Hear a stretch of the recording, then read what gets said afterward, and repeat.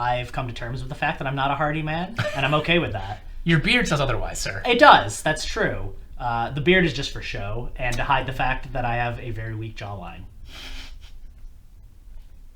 There it is. The truth comes out.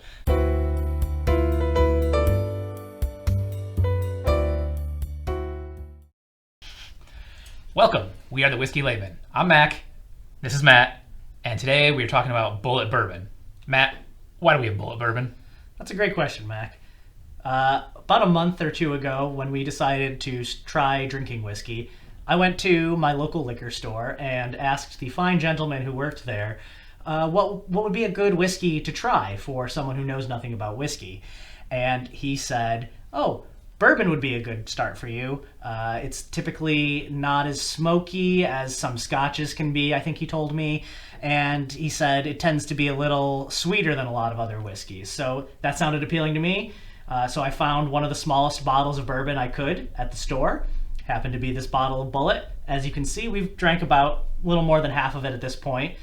But we're going to try it on camera now for you. Sounds good. Now, what do you think of this bottle? I mean, we did Johnny Walker, right, and the bottle was pretty cool and pretty classy. This one, the label, we're doing the whole like wrap-around off-center thing. Yeah, another off-center label here. This is starting to bother me, and I notice it's also becoming a trend, I guess, if you call 3 bottles a trend. Yeah, I mean, 3 is a trend, I'm pretty sure. Like, the math checks out. Yeah, that's like a win streak in sports. Yeah, well, yeah. Okay, so we have some raised lettering, so we got some detail on the bottle. Yeah, that's nice. It's kind of cool. That is. Otherwise, it's a pretty boring bottle. It is, yeah. Not a lot of frills going on here. It doesn't have like the gold trim that the Johnny Walker although had. it does have like the little cuts going around the label. Yeah, it's a fancy-ish label, but the label's off center. So is it fancy?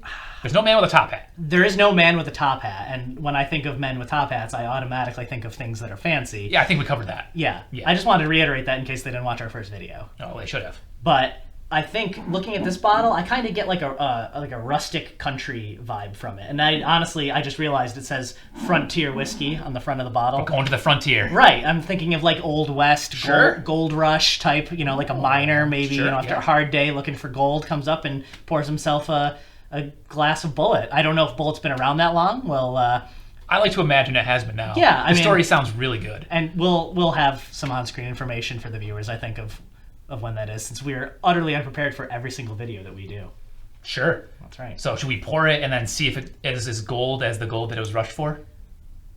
Yes, I think we should see if it is as gold as the gold that was rushed for. That's a beautiful sentence, Mac. Thank you. I'm a wordsmith. You are. Please. I'll do the honors. I do like the bottle, too, to pour. It's nice because it fits easily in my hand. Bigger bottles are kind of like... Yeah, I have very small hands, like weirdly small hands, so it's nice to have a small bottle. The smell is pretty pleasant. It does smell... Okay, so... kind of sweet, I would say. Yeah, I'm also getting vanilla. Like, vanilla extract smell. Okay. I think you noticed that in the Johnny Walker as well, though. Okay, I also had smoke in Johnny Walker. This one I don't smell smoke. This one, it's much more powerful. Like, that's the first thing that I'm detecting. Interesting. I'm getting kind of almost a little chemical or medicinal smell to it, though, as well. I mean, if you're a miner and it's been a hard day, you're going to need some medicine. That's right. And I feel like back in the Old West, they frequently used liquor as a medicine as well. So maybe that kind of fits with that. Yeah, I like the color. It's quite nice. It seems to be very appealing. Yeah, a bit more golden than the Johnny Walker, as I recall. Gold Rush, man. Right, back to that Gold Rush. All right, so my completely novice nose really can't detect much beyond like that vanilla. No, I feel like it's, if anything, a less complex scent than either of the Johnny Walkers we tried in our first episode. Okay, yeah. Just kind of a sharp medicinal note that I get, and then a hint of like candied sweetness. Maybe it's that vanilla for you, kind of comes across as almost more like a candy corn for me, I would say. Like just like a very sugary candy without a lot of other flavor there, because it's kind of like sugar. And now I believe we did learn that bourbon typically has more corn in it, or is made from corn, whereas other whiskeys aren't necessarily made from corn. Right. So that could be what provides the sweetness there. So is corn sweeter than... Well, I mean, there's corn syrup. That's like pure sugar. Well, can't you make a syrup out of most things? I don't know. Could you make a syrup out of this table, Mac? I personally could not do those things. There you I go. want to make that perfectly clear. Not a chance. Oh. Okay, wow. Getting a lot more burn off of this than I did off of the Johnny Walker. Yes. Immediately, that punches me. As soon as it hits my mouth, it's burning, and then as I swallow, it's burning all the way down. And I can feel it in my stomach. My stomach's very warm now. Sure. Yeah. Wow. Whew. You took the words literally out of me. Yeah. Exhaling, it's like there's fire coming out of my throat right now. Yeah. It's getting a bit more of like a cinnamon and candy apple kind of flavors now. Interesting. Wow, I didn't get any of that. Maybe the cinnamon a little bit. Oh, well, just that's the burn. Yeah, the burn kind of like. I don't know if I got any apple though. Well, it's not like an apple cider apple, but I don't know. It's Maybe you're associating that with things that are apple flavored that also have a lot of cinnamon in them. that could be. Or maybe there's apple. We'll find out after we read the tasting notes of the Bulleit if Mac is correct. But really, is there a right or wrong when it comes to tasting things? Doesn't everyone perceive taste differently? Well, yeah, and I think that's kind of an interesting thing. Is that we have so many similar interests and so many other things, music and other topics, but like Music and other topics. but flavor is just something that everyone experiences differently. The best we can do is try to describe that, but it's a completely different thing to actually experience it. That's fair. Going in for sip number 2 for me. I don't. The first sip was a little abrasive, I think. Like it hit me more than I expected it to. Yeah. But the second sip, it tasted a lot more like a dessert drink at that point. And I don't know if that was. We recently did have dinner, so That's it fair. could honestly be a dessert drink at this point. Yeah, that I imagine what you eat before you try whiskey is going to wildly impact how it tastes too, I would think. The second sip for me was a lot less abrasive than the first.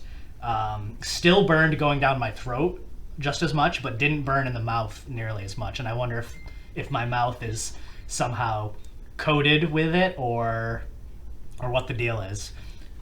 Yeah, I'm not sure. Like, I've seen other more knowledgeable individuals be able to, roll a glass like this and see if the liquid sticks more, and then it's more like an oily concoction. Yeah, it has legs. And then That's what they say with wine tastings. Oh, today I learned. I learned that at a wine tasting. Yeah. And I imagine if it's a little bit more oily, it's going to stick and kind of coat the throat a little longer to make more burn, right? Okay. Because it's not going to just be sipped away immediately. Sure, that makes sense. I believe you. A longer lasting flavor would be by something a little bit more oily, perhaps. That could be, yeah. Yeah, I noticed you're right. It really does coat the glass as you turn it around. I Sure, don't know if the camera can see that, but it's... I think they're going to see the water spots on our glasses a little more. And my fingerprints, Oh, too. yeah. I need to wear gloves when we do these, I think. The white glove test. Yeah, exactly. Yeah, but you're right. Just swirling it very much coats the glass and runs down. It's weird because I would never think about drinking something oily. Yeah, that's true. I'm trying to come up with a comparison of something else that you might not think is, but is oily that you would drink. Okay. And I can't, I guess sometimes if you consume too much maple syrup, it can kind of coat the throat, but I wouldn't call that oily. It's just the fact that it's kind of coating it and you can taste it a little longer. It's viscous. Viscous, yeah. Yeah, it's a thicker liquid. Yeah, but this is not thick. No, but maybe... It's doing a similar thing. Right. Maybe by comparison to the Johnny Walker we tried, it's slightly thicker. I mean, we don't have a way to measure the viscosity of it, but... No more comparisons to Johnny Walker. Right. What are your thoughts of this beverage? I want to say... I think I like the taste of it, okay. But the burn is very hard to get past. Gotcha. Perhaps diluting it with a little bit of water or an ice cube might be better. Or even mixing it with something. And from what I remember from buying this bottle a month or two ago, I don't remember it being a particularly expensive bottle. Obviously, it's a smaller bottle, but I don't remember it being a particularly high shelf whiskey to begin Gotcha. with. And I would feel less bad about mixing a cheap whiskey with like Pepsi than a very expensive whiskey. I think that makes sense. So if you had to rate it on a scale, if I had to rate this on our 1 to 5 scale, on your 1 to 10 scale, 1 how to do you 10 rate scale. this? We have 1 to 10 scale. It's been a long time. It's been a long time. Forgotten. Well, I'm trying to remember. I know we're not comparing this to the Johnny Walker, but I need it as a reference point. I gave the Johnny Walker a 5, I think. I think I would give this one a 4.5. Really? Yeah, I think the flavor was around. I think I liked the flavor about as much as the Johnny Walker, but the burn was much more unpleasant for me than the Johnny Walker. Interesting. And I didn't like the smokiness of the Johnny Walker, and while this doesn't have really any discernible smokiness to me, the burn was quite unpleasant. Okay. Could you ever get over the burn by imagining that you're a hearty man because you're drinking it? And would that make it better? Is it a mindset, or is it actually just not pleasant? I don't think I want to explore that mindset. That's fair. I've come to terms with the fact that I'm not a hearty man, and I'm okay with that. Your beard says otherwise, sir. It does. That's true. The beard is just for show and to hide the fact that I have a very weak jawline. There it is. The truth comes out. So, this I thought was quite good, actually. Okay. I guess I'm a bit surprised because we have tried this one in the past, and I was starting to believe that I wasn't a fan of bourbon in general. Right. But I quite enjoyed this. It had a burny, cinnamon-ish feel, I think, and it has a very good smell. And while it does burn, it's not something that is like offensive to me, I guess. It is still palatable. But if I had to give it a score, I would have to say probably a 6.5. Okay. And I don't want to make that seem like it's a bad score. It's just I think that there is more that we can get above this. Like There's room for improvement. Yeah. Like I feel like a 5 is something that I would be happy drinking anytime, and this I would be more than happy to drink. Okay. That's a bit surprising. Yeah. Okay. I'm a bit surprised myself, honestly. So That's fair. it's very... You surprise me every day. Even the days we don't see each other? It surprises me that I don't see you on those days. Fair enough. What about the tasting notes? Okay, so on Bulleit.com, we have a short story here that I will read to you so we can learn a little bit about the Bulleit family. Bulleit bourbon is inspired by the whiskey pioneered by Augustus Bulleit over 150 years ago. So that, I mean, does that go all the way back? That kind of goes back to like Old West times, right? Gold Rush was 1820s? Maybe, but I feel like Then there was 40s or something? I feel like the Old West was still a thing until like the turn of the century. Yeah. And I'm basing it's this still kind of the Old West when they were doing the gangster stuff too, right? Yeah, and I'm basing this partly off of the Red Dead Redemption video game series too, which takes place Historical. Yeah, 100% accurate. a very historical game, which takes place in the late 1800s, I believe. Okay. That's all the fact I need, honestly. Yeah, That so sounds I think that this qualifies as an actual Old West bourbon, perhaps. Cool. Okay, so they talk a little bit about the ingredients here. We have a blend of rye, corn, and barley malt. Okay. So I think it's that corn that gives it a bourbon characteristic, I'm guessing. Okay. Pure Kentucky limestone filtered water. Kentucky, which we know is a big whiskey or bourbon hub of the United States, because I believe that is where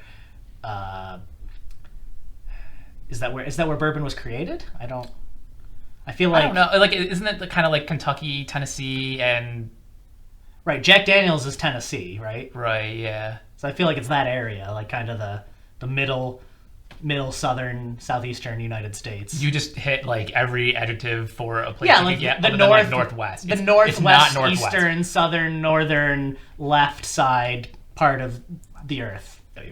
Anyways, let's get back on track here. Bulleit.com describes this Bulleit bourbon as medium amber in color, so we saw that, with gentle spiciness and sweet oak aromas. Sweet oak. Is that what I'm interpreting as the candy apple kind of thing, maybe? It could be. I haven't licked a lot of trees, so I couldn't really tell you what sweet oak tastes like. I know what... Is there like a sour oak then? Is there like a sour oak, a bitter oak, a savory oak, or umami oak? I don't know. Umami. Yeah, I don't know. I think we need to go out and lick some trees.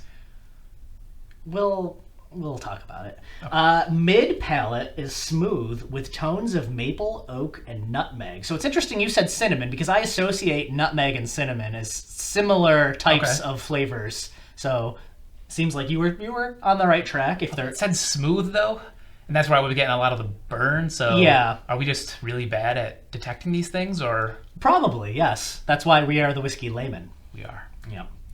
The question is, will we get better as these videos go on? And I don't really know. I don't have high hopes for us. One way to try. That's true. The finish is long, dry, and satiny with a light toffee flavor. Okay. Satin is a material. Yeah, it's a cloth, I believe. How like can something be satiny? Is that supposed to be the feel of it? Is it supposed to be like that smooth and silky? I think I would equate satiny and silky as kind of similar adjectives there. Interesting. Some of the terminologies that's used to describe whiskeys have always kind of confused me. Yeah. A lot of non-food terms to describe and things you're consuming. I'm always concerned how they determined these like these wood things. I mean, they used barrels, right? So that's right. You can assume that if they're using a charred oak barrel, then it's going to have oak flavors. Right. Well, they also had maple in there. Yeah. Did they taste a maple tree? Well, I mean, there's nothing about it being aged in maple barrels. I think it has to be oak barrels if it's to be a bourbon or most types of whiskey, from what I've read. But yeah, I'm not really sure if they mean more of like a maple syrup, but they didn't specify that. That's true. I would agree, though, that it did have a longer lasting flavor. It definitely did, yes. That goes back to kind of like the oily consistency, maybe. Yes. There's nothing mentioned about burn, but I feel like, again, they wouldn't use that in marketing material to say, like, wow, this really burns when you drink it. Right. But I think it's just assumed that, alcohols in general. Right, it's a hard liquor. Normally, exactly. Yeah. Exactly. I guess the last thing before we end this video is, would you agree with the salesman at the liquor store who sold me this bottle that this is a good bottle of whiskey to start with for someone who doesn't know about whiskey? As someone who knows very little about whiskey yourself, would you agree with that salesman? I feel like it wasn't a bad recommendation. I think that it didn't... There was nothing crazy about this, right? Sure. And it didn't break the bank. And I think those are the kind of like the two biggest things when you're trying out. You don't want to start with like $100 bottle of something to find out you don't like it. So if you like it or if you don't like it, it's not like you're not destroyed, right? I agree. All right, there you have it. Until next time, we are the Whiskey Laymen.